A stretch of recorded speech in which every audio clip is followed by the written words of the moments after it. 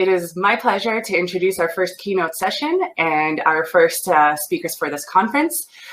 We so often hear from farmers how they're inspired and moved by the work of other farmers. And so we knew that for our first session of this conference, we wanted to hear directly from an organic farmer. And since we're online, this is also an opportunity, it's also an opportunity for us to look a little bit further afield and learn about what else is going on in the organic community in other parts of Canada. So with us today, I'm very happy to say that we have Matthew Deswavrin. He's an agronomist, an organic farmer, and the third generation owner of Les Fermes Longue Pré from Quebec. Matthew will be sharing, about his farm and some of the practices.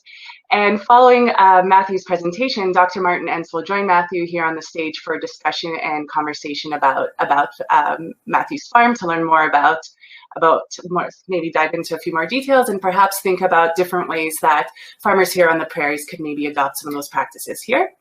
And I'll just do Martin's intro too, because he'll just be hopping on a bit later. And so we're very, very happy to have Dr. Martin Entz joining us today. He's a professor in the Department of Plant Science at the University of Manitoba. Among his many, many research projects, his organic research projects that have contributed immensely to organic farming systems on the prairies, he leads the Glenlee long-term rotation study, which is Canada's longest organic versus conventional farming system experiment. So it's now in its 20th year, which is pretty incredible. Yeah, so I've been asked to draw kind of a portrait of our operation and how we do things. So let me just share my screen here for a second. There you go.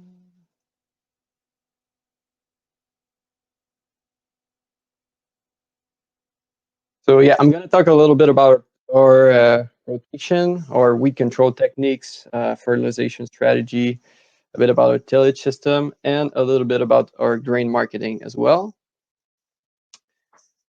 So first of all, we're going to dive in a little bit about our history, a small description of the farm, and then a little bit about our approach, our values and mission, what we do differently and why.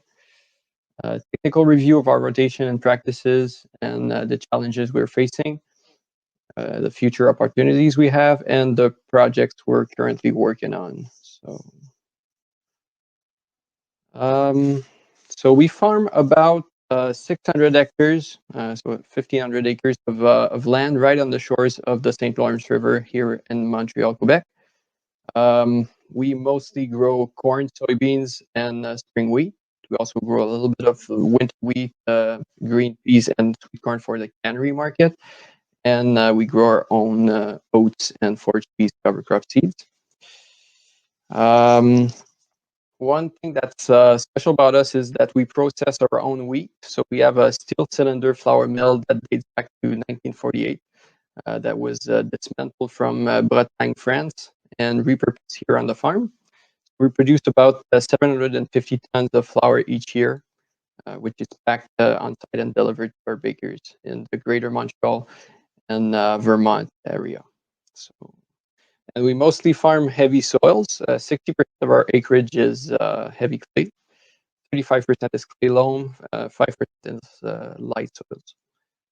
A little bit about the history of the farm. The farm was managed by my grandparents from 1977 to 1991. They immigrated from France in 1976 to farm about 1,000 acres of land. In 91, my uncles took over the farm, and my father joined them a little bit later in 1995. In 2012, we entered kind of a knowledge transfer phase to the third generation. And in December of 2019, my father and two uncles fully retired from the farm. So today I manage the farm along with my brother and my two cousins, and my cousin Justine, who is in charge of the processing side of the business. And we try to continue to build on, I'd say, a flawless base that our predecessor laid in terms of on-farm testing, innovation, and diversification. So yeah, In 1977, my grandfather had kind of a conventional agriculture mindset, so a corn-on-corn rotation. He started to notice the poor soil condition, and so my uncle Thomas joined the business in '91, and he started to introduce kind of a conservation village, rich till approach, testing and implementation of new techniques. In '95, my father joined the farm, and they started producing sunflower, which is uncommon in Quebec. And they started to process the sunflower oil on the farm for the food market, which led to the transition to organic, which began in 1997. And they went on doing on-farm testing and machinery design for the 12 years later.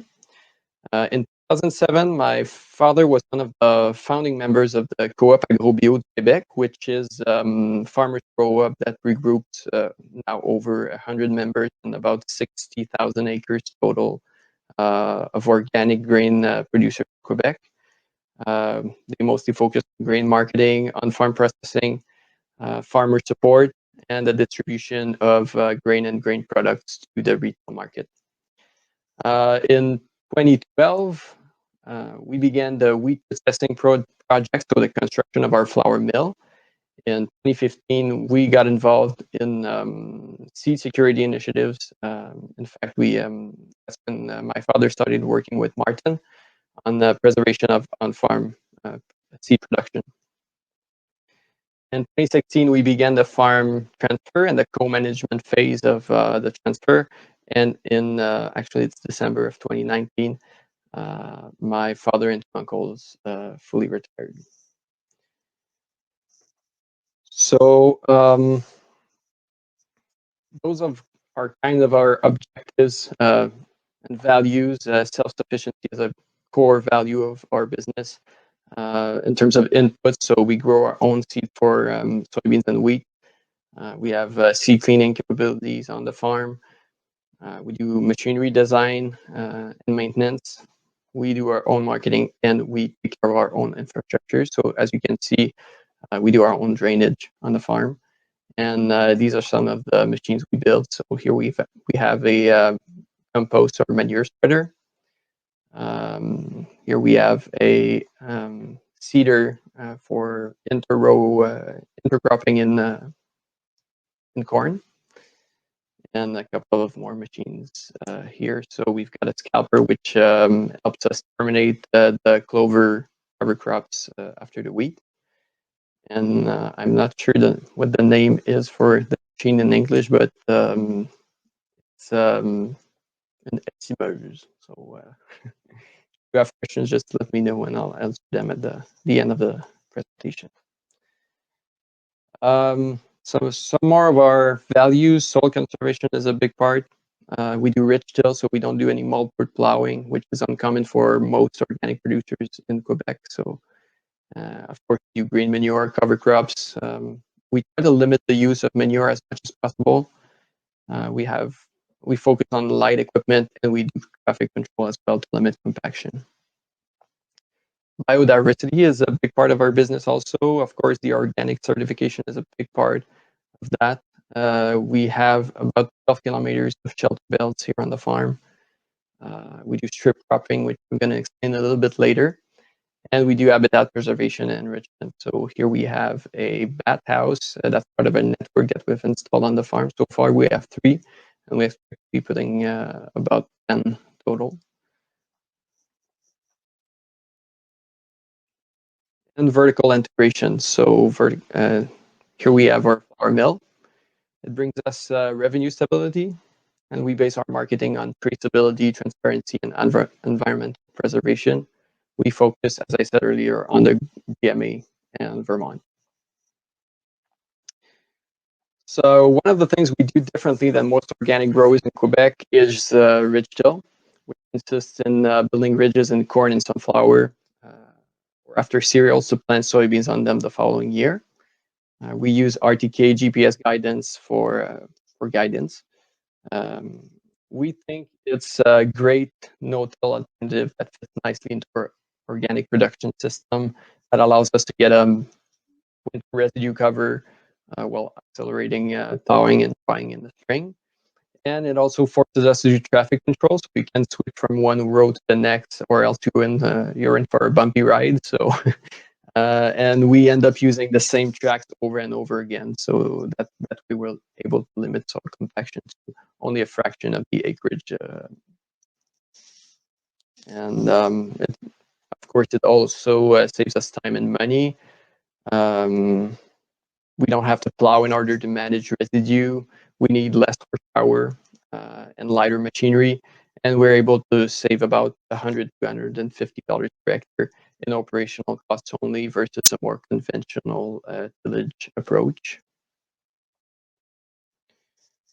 So this is how we do it. We have kind of a stripping apparatus in front of the planting unit with horizontal discs to strip away the soil on top of the ridge. And that's what it does. So that's an operational cost budget for pairing the ridge till technique versus conventional. So as you can see, in operation, moldboard plowing is a very expensive operation. And we're able to save about $150, counting all the operation we save. Another non-conventional thing we do is strip cropping. So basically, it consists in splitting the field in bands of 18 or 36 meters, and we do our whole rotation in one field. The reason we're doing this is insect pest outbreak prevention. The idea came from my uncle Thomas, who noticed that soybean fields bordering wheat fields were less affected by soybean aphids during outbreaks. So a reduced incidence of aphids in the parts of the field that were closer to the wheat. And by repeating that border effect, we create more diversity in the beneficial insect population.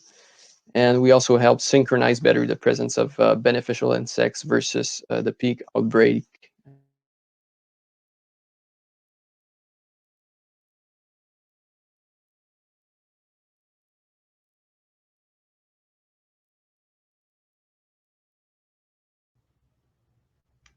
Matthew, you've lost audio again. I'll take you off video and just rejoin.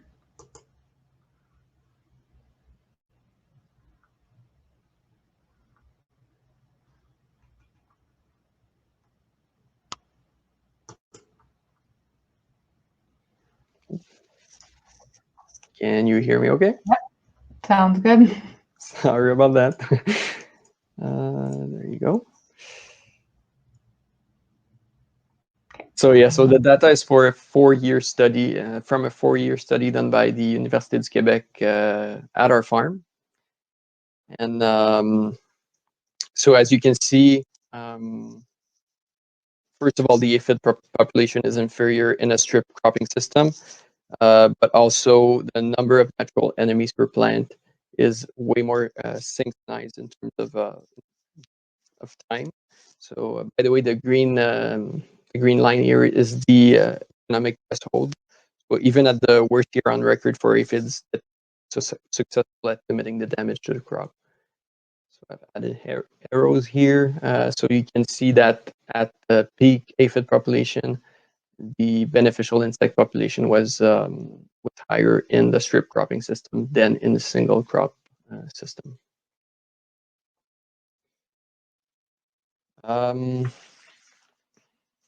So yeah, another big part of our system is that we don't use any manure to grow corn, which is kind of unusual in the Quebec organic landscape. So we have a big phosphorus pollution problem here in Quebec in waterways. The use of manure is regulated since the 90s. We have to do soil tests every 5 years. We have to calculate the phosphorus index. And we have to do annual phosphorus use report. And we have to have a fertilization plan overseen by an agronomist every year.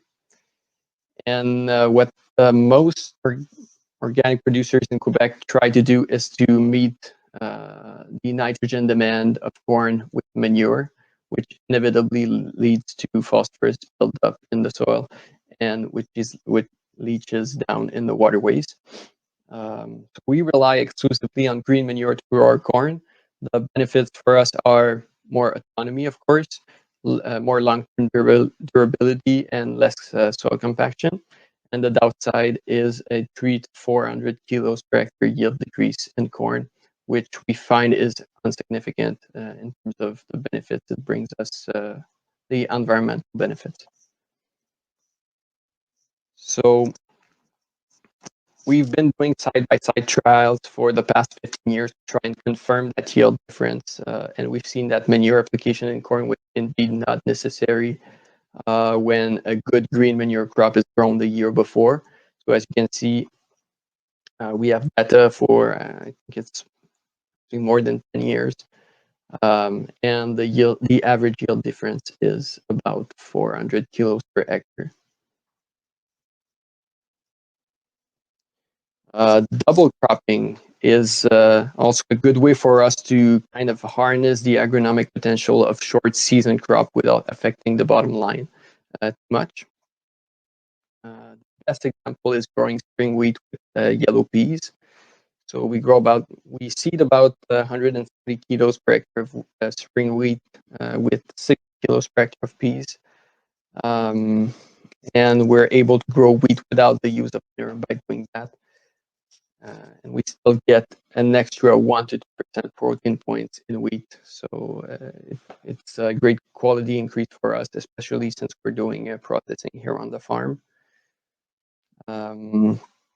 We get about 800 kilos per hectare of yellow peas with a yield reduction of about 300 to 400 kilos for wheat.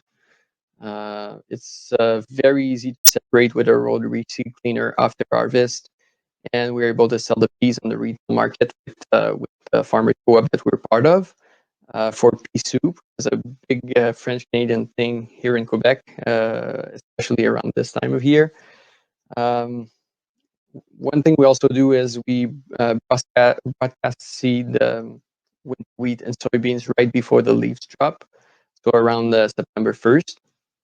And we're able to get a good stand on winter soil cover and the benefits of harvesting the wheat earlier, which increases the cover crop biomass in the following year. And another double cropping technique that we're trying to develop, growing lentils. So that's kind of inspired from you guys out west. We've done some seeding rate trials, and we're trying to find the best combination, the best way to separate the two after harvest. So far, the spiral sorter seems to be working pretty well. So we'll see what that leads us in the future.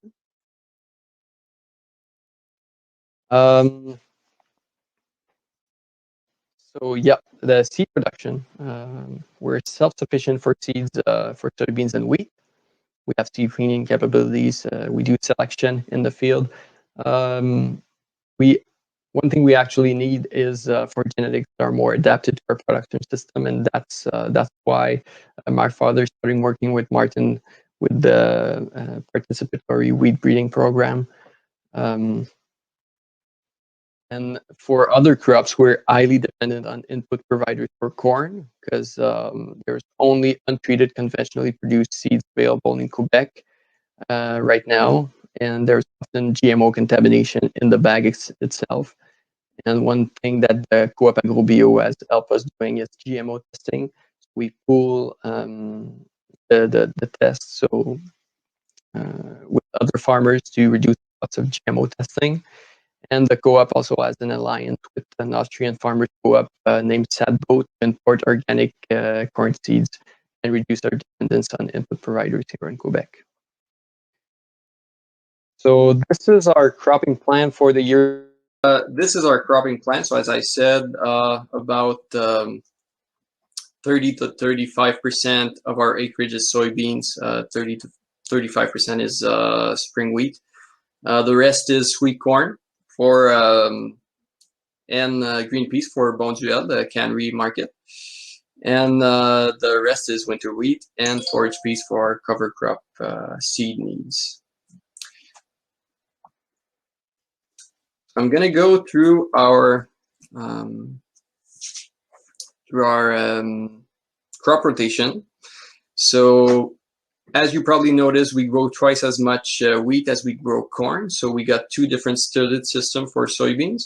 So when the previous crop is corn, the ridges are built in the corn at V6, and we see the raygrass cover crop at the same time. So yeah, in terms of soybeans, the previous crop, when the previous crop is corn, the varieties we grow is Avan 4173 and Albenga, which is from the Austrian co-op that I talked to you about. It's for the food grain market, and the weed control we do is heavy row cultivators, so 1 pass with cutaways and 2 passes with V-shank configuration. So this is the field, what the field looks like in the spring. So we get the corn ridges from last year with the raygrass cover crop. This is when we see the soybeans on the ridges. And this is the first weed control, which is a heavy row cultivator with cutaway discs. And as you can see, we go quite a bit close to the row there. We have RTK GPS guidance system and a row sensing camera from Class with a pivoting 3-point hitch on it. That's the second pass with the V-shank configuration. And that's what it gives us, so a pretty clean field. For the soybeans, when the previous crop was wheat, we have an oats cover crop that we implant right after the wheat. It's pretty much the same thing in terms of varieties and the market, the planting rate, and the fertilization. In terms of weed control, we do 2 to 3 passes of tine weeder in pre and post emergence, and 3 passes of heavy row cultivator with the V-shank configuration. So that's the configuration that I'm talking about.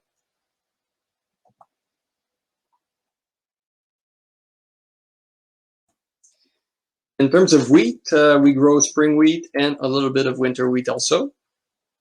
In spring wheat, when actually the soybeans is the previous crop for both of them. The fertilization we use is 3 tons per hectare of chicken manure incorporated at 2 inches in the previous fall, just to give us a protein boost for the wheat. The variety is Walton for the food grade market, of course. And the planting method is we use an air seeder that's kind of inspired from what you guys do out west, and a conventional drill. So that is our manure spreader. That's our air seeder, conventional drill. That's the first pass, actually the second pass of tine weeder when we implant when we broadcast seed the clover cover crop. So what we use is a 30% white and 70% red double cut clover at 12 kilos per hectare. That is after the wheat has been harvested, so we can see that the clover has grown quite a bit, and we've no-till planted some forage peas in the clover cover to give us an extra boost in nitrogen. In terms of winter wheat, we broadcast seeded in the soybeans right before the leaves drop. That's what it gives us. That's pretty close to soybean harvest. That's post-harvest, and that's the manure application. So this year we got lucky. We got the light frost, so we could do our manure application. And the day later we got 20 degrees and some light rain. So it was the perfect conditions. And the only weed control we do is 1 pass of springtime harrow at springtime to seed the clover. That's right before the first snow, by the way. In terms of corn, we have two systems. So the first system is actually when the previous crop is wheat with a clover or forage peas cover crop. We grow 2600 to 2700 CHU range hybrids. The market is for poultry feed, and we use a planting rate of about 88,000 plants per hectare. So we account for an 8% population loss due to weed control. The weed control we do is 2 passes of tine weeder in pre-emergence, 1 to 2 passes of rotary hoe at V1, and 1 to 2 passes of row cleaner in the V-shank configuration at V2 to V4, and 1 pass in the ridge configuration at V6. So that's the first pass of row cultivator, and that's the ridger. And that's actually when we implant our ryegrass cover crop also. The other way we grow grain corn is in the strip cropping system. So the previous crop is always a summer follow of the remaining clover from the wheat, and we implant forage peas at about mid-July. So the weed control is pretty much the same, and that is how we implant the peas cover crop. So we seed it with an air seeder again, and we build the ridges for the corn the following year. That's what it gives us right before the winter. Actually, no, that was in September, I think. And that's at springtime. So we seed the corn, we plant the corn right on top of the ridges. That's the first weed control. Some of the challenges we face, perennial weeds is a big one. We've tried localized intervention, exhaustion. It's kind of a big problem for us. We've done some trials with the weed zapper, but I can't say if it's going to be a long-term effect or it's just short-term. Another challenge is GMO contamination, both in the seed for corn. I mean, both in the bag and in the field. Seed availability also. Land value. We've got a lot of urban expansion in our area where we have a close proximity to undeveloped industrial land. Climate change is one of the most challenging things. As you can see here, I've put a table of the occurrence of kind of abnormal rainfall per month. So everything that's in green is within 25% of the normal. And this is my data. So everything that's in color is from, actually I've taken count of the rainfall, and the normal is from the local weather station. So everything that's in yellow is abnormally high. And so over 25% of the normal, and everything that's in red is lower than 25. So as you can see in 2020, May and June were particularly dry, so we get about half of the rainfall we usually get, and that impacted greatly the wheat yields. The opportunities that we have, there's a social appetite for food autonomy, transparency, and short supply chains. In organic food products also, and there are ambitious government initiatives right now in Quebec and subsidies program for organic producers and processors, which is great. We can see that there's really a social movement. We have also opportunities in collective marketing, as I said, with the Farmers Co-op, in diversification, direct to consumer also. And of course, regenerative agriculture is going to be a big part of what comes next, I think. So some of the projects we're currently working on. So we're part of an organic corn hybrid performance testing network with the co-op, along with I think it's 10 producers, to kind of pool the data and be able to better choose corn hybrids. We are doing Western bean cutworm integrated management with our agro-environmental club. We do pollinator habitat enrichment, so we're trimming our 20-year-old shelter belts and integrating pollen-producing plants. We're part of a long-term soil health monitoring network with the Université Laval. We're working really hard on winter wheat flour marketing also. There's the lentils project I talked to you about, and we're slowly integrating robotics in the flour mill for packing and palletization. So I don't know if you guys have any questions. I think there's a 15-second delay, so I'll wait for your questions.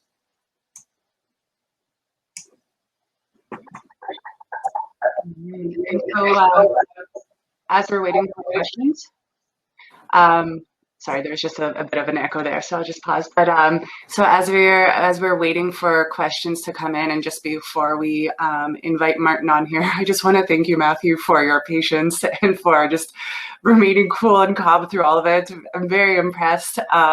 Yeah, we really appreciate that, and I really appreciate that you stuck it through, because it was great to hear the rest of your presentation. So I'm glad we got that sorted out so we could hear the rest of it and all the information. And yeah, I don't know, maybe you're able to stay calm and collected because you're a farmer, and I guess you're always kind of like rolling with the punches like that. So yeah, so folks can start putting in some questions into the stage area, and then we can have Martin come join us on the stage, and we will, I think we can, is it okay with you, Matthew, if we just extend this session by a little bit? I think we lost about maybe 10 or even 15 minutes with like all those, with everything that we had to sort out. So how about let's go until 3:45 with this part with you and Martin chatting. Is that okay, Matthew? Yeah, it's perfect.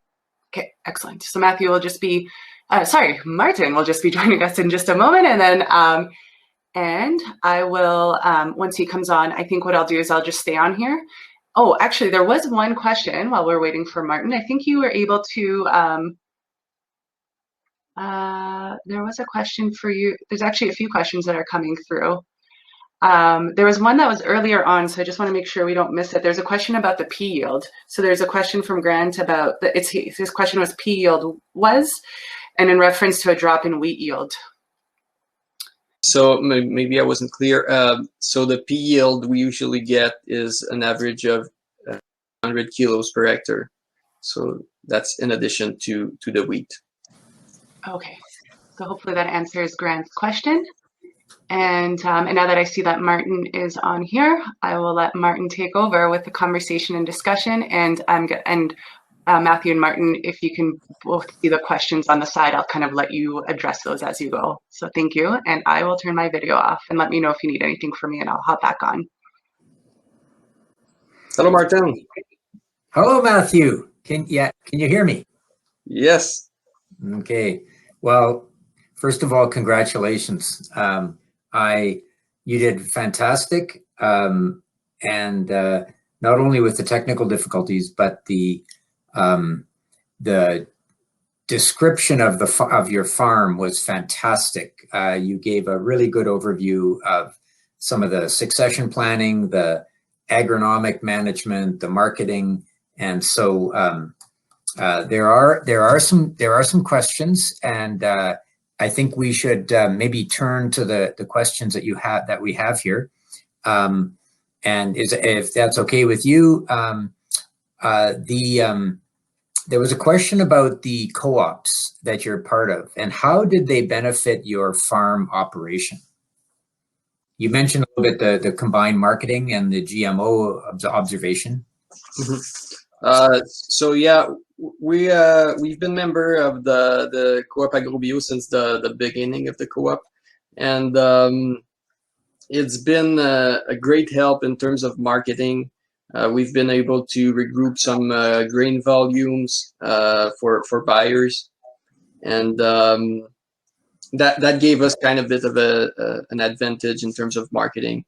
In terms of seed availability also, so the co-op is working very hard in terms of providing us with organically produced seed, whether produced abroad or here in Quebec.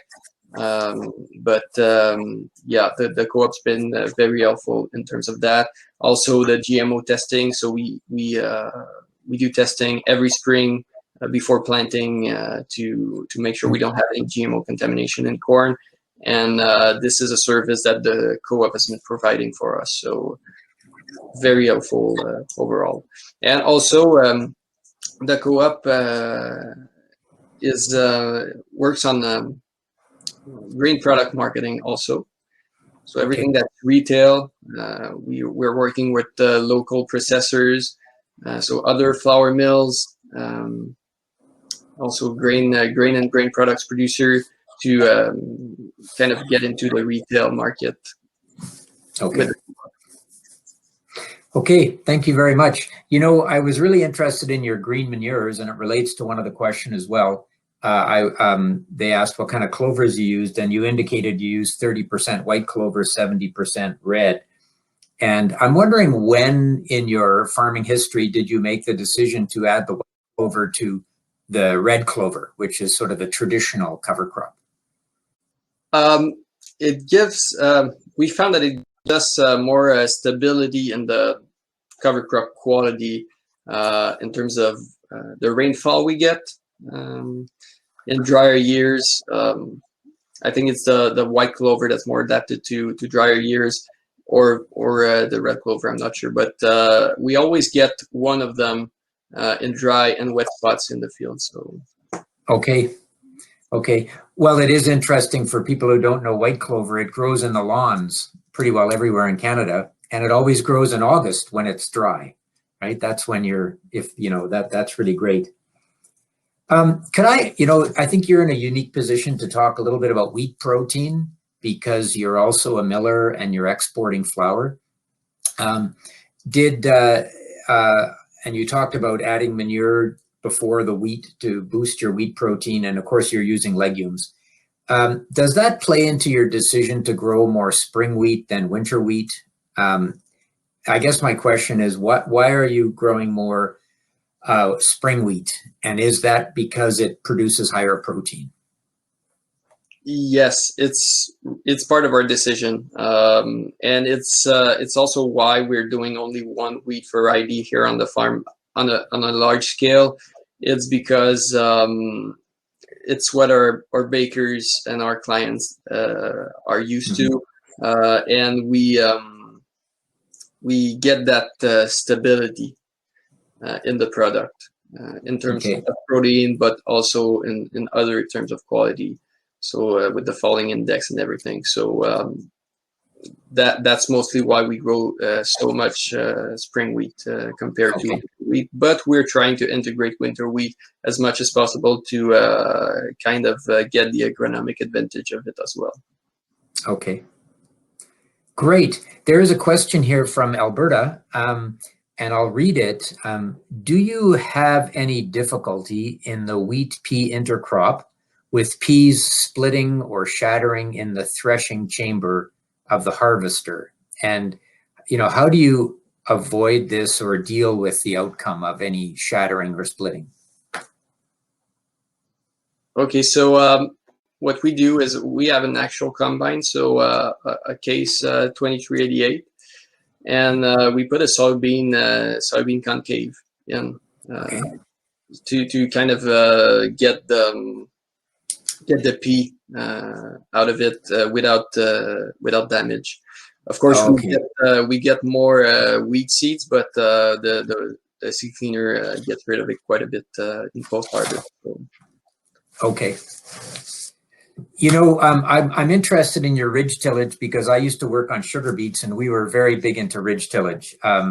And so I was actually teaching the other day to my diploma organic students about the horizontal discs. And so, to tell us a little bit about how they function, where you buy them, did you make your own? How they deal with stones or rocks, maybe you don't have any stones. So that horizontal disc idea is an interesting one. And then I'm also thinking about your scalper. So I'm starting to think about tillage equipment, and you have I've visited your farm a number of times. I've always learned so much from the innovation that you're doing on machinery and everything else. But so tell us a little bit about that horizontal disc, and then I'd like to talk a little bit about the scalper, because we are always looking for tools that can kill perennial crops, but not bury all the crop residue to increase the erosion risk. You know what? I had a video of how the horizontal disc work in my presentation, but I had to take it out because it was too heavy. But we've tried a couple of brands of kind of a ridge stripper, and the one we've chosen is the Yetter brand.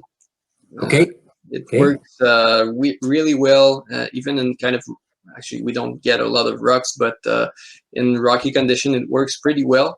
And it's basically an horizontal disc that's mounted on a cylindrical kind of thing, and that shaft. Yes. Yeah. And it rotates left and right so that the residue goes on both sides. And hopefully, if you're doing your job well and you're staying on the ridge, in the center of the ridge, you get the same amount of residue on both sides of the kind of residue pressure, if you like. So yeah, that's basically how it works. And I'll see if I can get the video there on. Yeah, that would be fantastic, because I don't want to interrupt you too much, but I guess if we look at the prairie context, when people think about Yetter, they think about residue managers or row cleaners, you know, that sort of fingers that go out and move the residue from the row. But the horizontal disc is a different way of accomplishing that, and also slicing some soil off. But we'll wait for your video. That would be, if it works, great. If not, that's fine as well. And I also have a video of the Scalper, so maybe I can talk a little bit about the Scalper while I'm searching for the video there. Yeah. So that's Scalper, great. The Scalper is kind of made on the same frame as a chisel, but it has a goose feet shanks, 12-inch goose feet shanks to kind of work the soil horizontally, and we don't have any spring-loaded. Actually, we don't have any rock protection system. We only have shear boats, so we ensure that the machine is always working horizontally, and we use it at about 2 inches. Just a second. Oh, I got the video there. Let me just see if I can share it with you guys. Oh. And I'll open the other one as well. And for the audience, feel free to ask questions. There's we're not seeing a lot of questions, so please send them in. That would be great. Okay. Okay. So can you guys see that? Yep. We can see the video. So you can run it. I think it's going to work. Okay, so that's our corn planter in ridge planting mode. Yeah. And so right now we're planting on spring residue, actually field peas residues from last year. Okay. Maybe there you go. So you can see a little bit how the horizontal disc works, and the back is pretty much just a normal corn planter. So could you go back? Yeah. Could you pull it back to where a little further? There. Okay, stop. Stop. There you go. Yeah, there. Like that. So we can see the shaft of the horizontal disc. So the reason the horizontal disc turns just in one direction, but because there's those two plates, it separates the residue off the main row. Is that how it works? Yes, that's how it works. And there's depth wheel right in front, so we can adjust the depth, and we can also adjust the springs on it to adjust the pressure on each unit. Okay. And the disc just turns with the movement of the machine, correct? Yes, correct. And then how do you, sometimes in the springtime, like I think prairie farmers might be looking at this thing, that's pretty interesting because you actually also remove some dry soil and just expose the moist soil, Yeah. which is helpful. What do you do behind the seeder to maybe make sure that it doesn't bake into with the heat? When you have very wet soil, do you harrow in the back or do you push some dry soil on top of it after seeding? Okay. Well, we've got the row closers at the back of the planter. I don't know if you can see there. There's one conventional closing wheel, and we've got kind of a spiked one. So that way we're able to close the row a little bit better. Okay. And we always wait for kind of dry conditions, and it's easier to get in a ridge hill system because it dries a lot faster on top of the ridge that way. And we also have the option to we also have a toolbar that's on a different machine that only has horizontal discs. So we can go in the field and strip the top of the ridge, and then come back with the planter later with the residue pushers lifted. So, and as you can see in the front, we've kept the old fertilizer discs just to cut a little bit better the residue in corn. It's not a problem in peas there, but in corn it's pretty useful. Okay, and if you have that video of your scalper, you're like a movie producer here, and we appreciate it. It's great.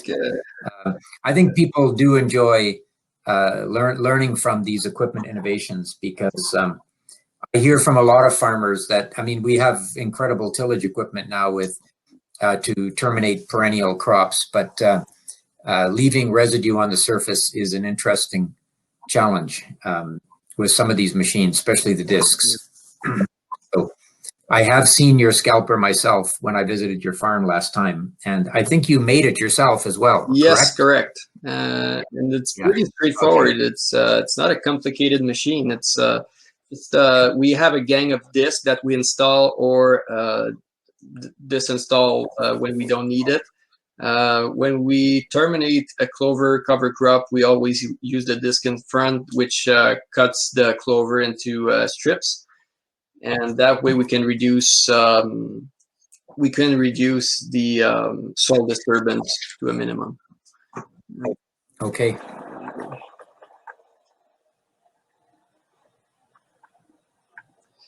And what I don't like about this video is that you don't see the finished product there.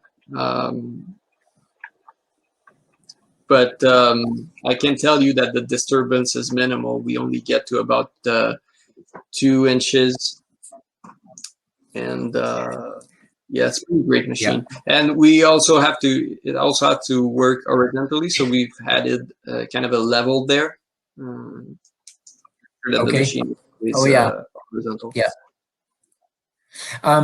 Do you think this would kill perennial alfalfa?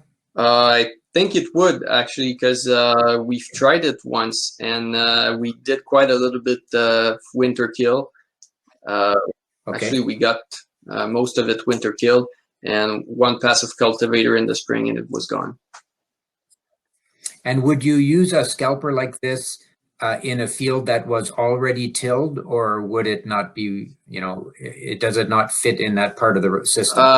It wouldn't be ideal, I'd say. It's not, we have a big framed cultivator for that. That's wider, so we get more acreage done.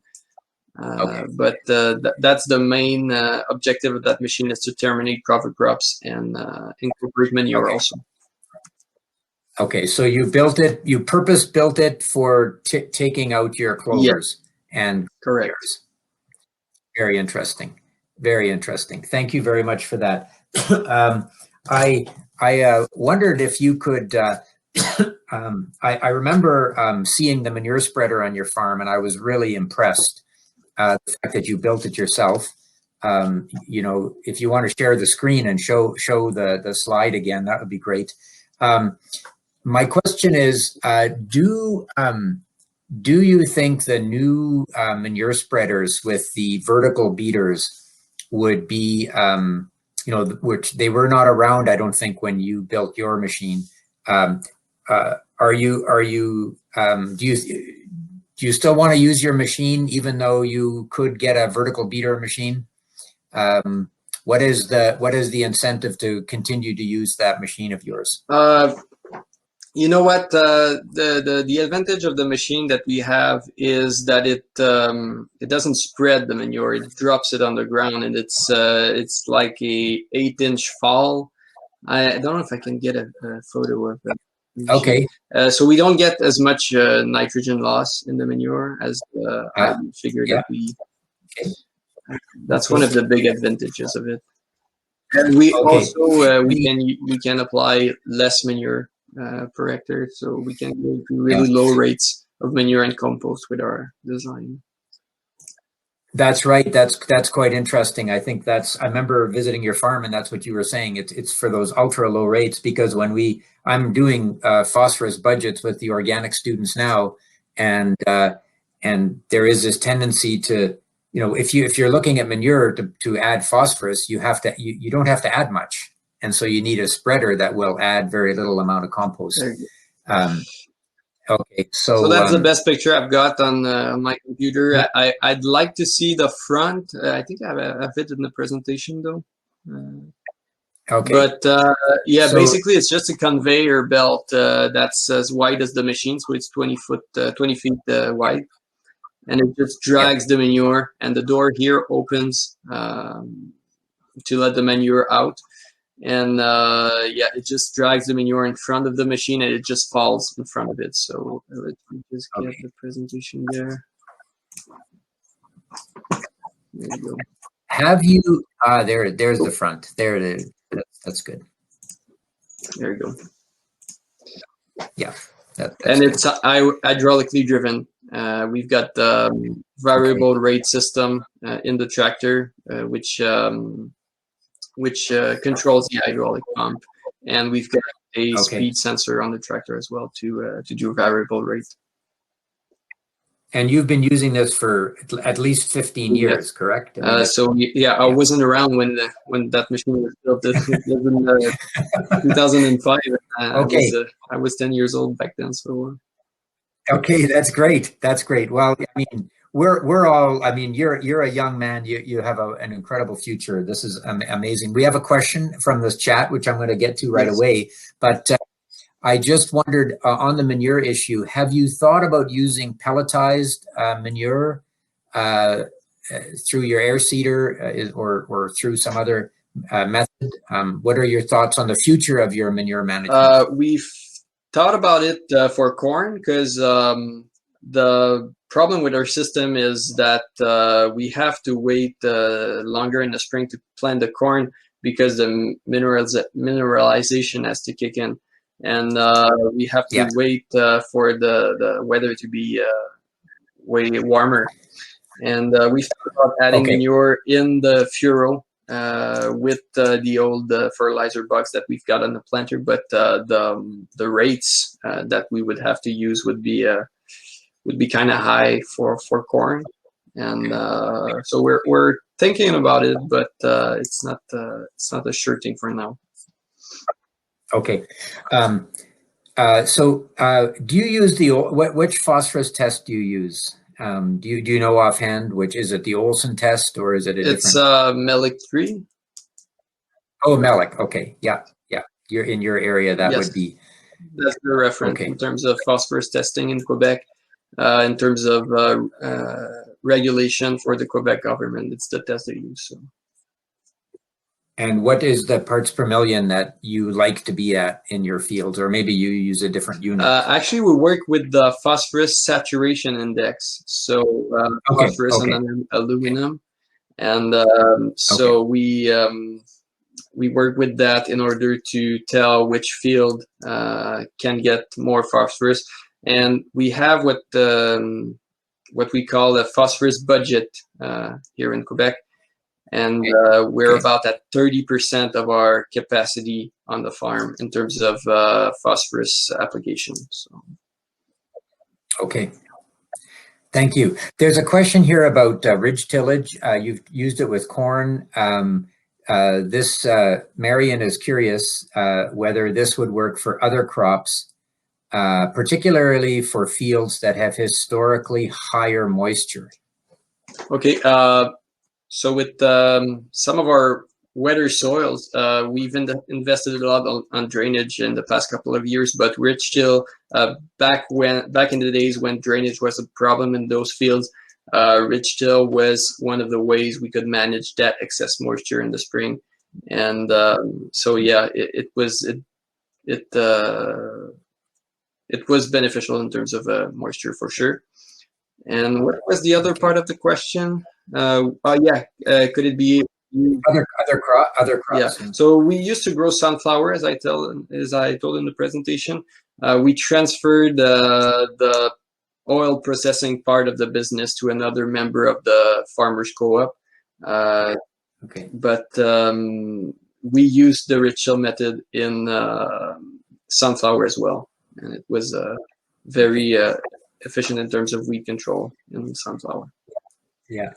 Another quick question: why double cut red clover instead of single cut for your green manure? Okay, so I find that double cut red clover is much more aggressive. It may be a problem in wheat when we get a lot of rain right before harvest, but so far it hasn't been a problem. And we want to get the most cover crop biomass as possible, so that's why we use double cut.